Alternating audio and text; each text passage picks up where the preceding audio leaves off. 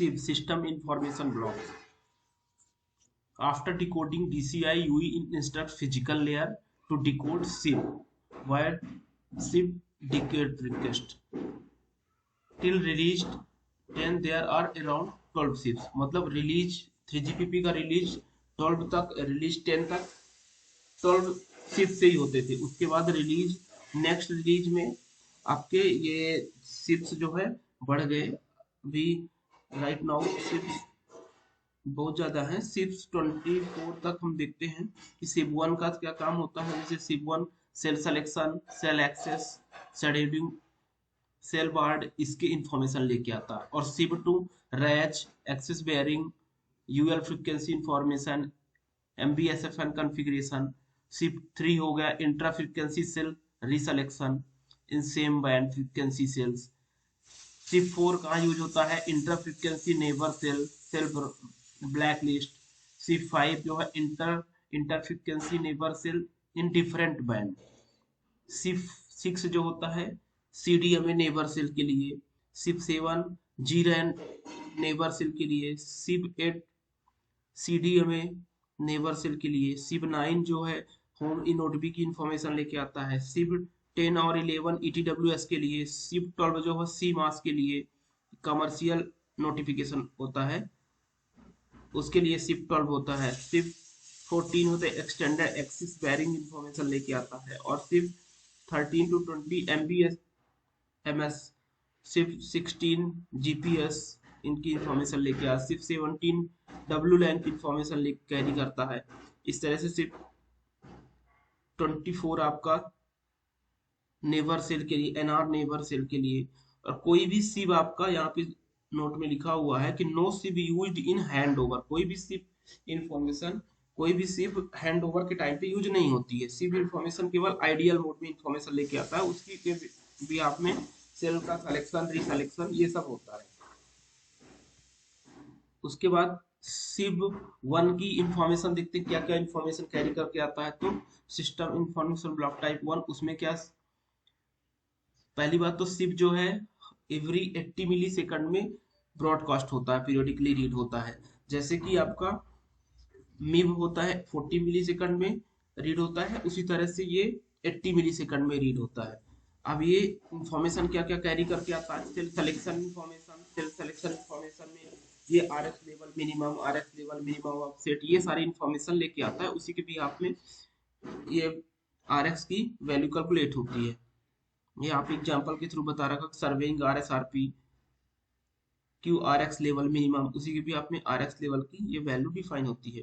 और trekking area code की information लेके आता है। टैग ट्रैकिंग एरिया आइडेंटिटी कौन सी है, सेल आइडेंटिटी की इंफॉर्मेशन लेके आता है। सेल बार्ड, इंट्रा फ्रीक्वेंसी रिसेलेक्शन, इतनी इंफॉर्मेशन लेके आता है SIB 1।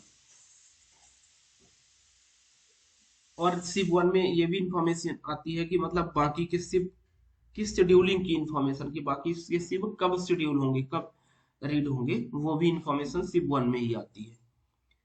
अब SIB 2 देखते हैं। SIB 2 कौन सी इंफॉर्मेशन कैरी करता है? UL carrier frequency, upper layer indication, RACH related information. RACH random access procedure की जो इंफॉर्मेशन होती है, उसमें प्रीएम्बल कौन सा आ रहा, वो सारी इंफॉर्मेशन ये SIB 2 के थ्रू ही होती है। डिफॉल्ट पेजिंग साइकिल, Pmax, ये SIB 2 की इंफॉर्मेशन होती है।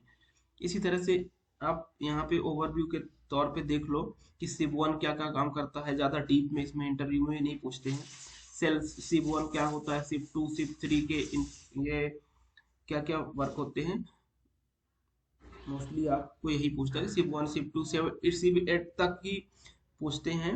बट ये इंफॉर्मेशन के लिए, अपने अंडरस्टैंडिंग के लिए आप याद रख लो, इसको आपको याद करना पड़ेगा कि SIB 1 SIB 2 SIB 3 का भी काम आते हैं। तो SIB 1 हमने बता दिया आपको। SIB 2 रैच की इंफॉर्मेशन लेके आता, सेल एक्सिस बेयरिंग, ये देख लो आप। अब यहाँ भी वही चीज बता रखा कि सेल एक्सेस रिलेटेड इंफॉर्मेशन। जैसे सेल एक्सेस रिलेटेड इंफॉर्मेशन कौन सी इंफॉर्मेशन कैरी करता है? PLMN identity list, PLMN identity, tracking area code, cell identity and cell status. और सेल सिलेक्शन की इंफॉर्मेशन कौन सी? Minimum receiver level.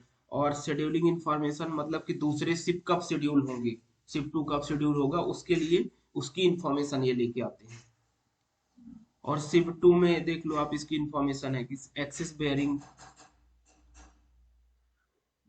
ये आपके सिप 1 सिप 2 हो गए। इस तरह से सारे सिप का एक थोड़ा थोड़ा कॉन्सेप्ट आप अंडरस्टैंड कर लो। आप ये पूरा पढ़ लो कि सिप 1 सिप 2 सिप 3 के क्या काम होते हैं। इसी से आपका कंप्लीट हो जाएगा सिप का। सिप में कुछ ज़्यादा नहीं है। जब हम कॉल सिनारियो पढ़ेंगे कि सेल सिलेक्शन कैसे होते हैं, पावर ऑन सिनारियो पढ़ेंगे, तब सारी चीज़ें आपको क्लियर हो जाएंगी कि सिप का क्या काम होता है वहाँ, और पूरी तरह से क्लियर हो जाएगा आपका। किसी आपका जब पावर ऑन होता है तो सबसे पहले मोबाइल ऑन होता है, उसके बाद मोबाइल की नॉइस लेयर एक्टिव होती है, फिर कौन सा इंफॉर्मेशन सेंड होता है, कौन से चैनल, उसके बाद PSS SSS कब डिकोड होते हैं, P11 सिलेक्शन कब होता है, और किस तरह से सेल का रजिस्ट्रेशन होता है मोबाइल का। वो सारी चीज़ें जब हम पढ़ेंगे एक एक ही वीडियो में, वो शॉर्ट में पढ़ेंगे जब, तो सारी चीज़ें वहाँ पे आपको क्लियर हो जाएंगी कि क्यों पढ़ते हैं हम सिम वगैरह को। क्योंकि सिम कई बार इंटरव्यू वगैरह में नहीं पूछते हैं, बट ये हमको आगे बहुत काम आने वाला है, इसलिए मैं ये सारी चीज़ें पढ़ा रहा हूँ। वीडियो लंबे हो रहे हैं, आपको काफ़ी ज़्यादा कोर्स हो रहा है, बट ये कोर्स में आपको कंप्लीट 4G की प्रिपरेशन है। मतलब आप इसके थ्रू कोई भी इंटरव्यू क्वालिफाई कर सकते हो।